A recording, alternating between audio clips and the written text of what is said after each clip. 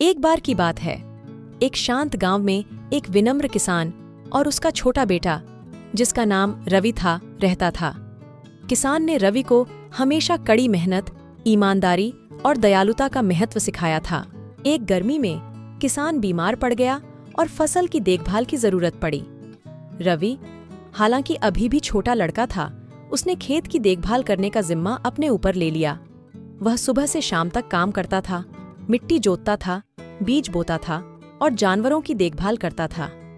रवि के प्रयास स्पष्ट थे, क्योंकि उनकी मेहनती देखभाल के तहत फसलें फल फूल रही थीं।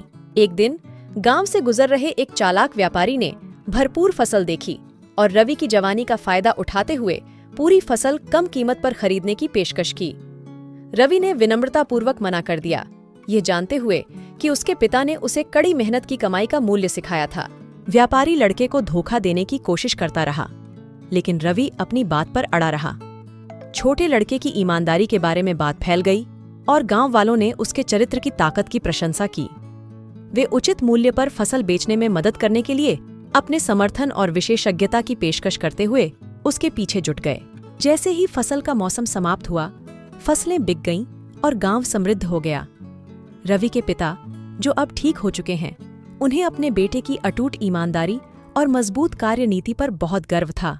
कहानी का सार यह है कि ईमानदारी, कड़ी मेहनत और देखभाल करने वाले समुदाय का समर्थन किसी भी चुनौती को पार कर सकता है।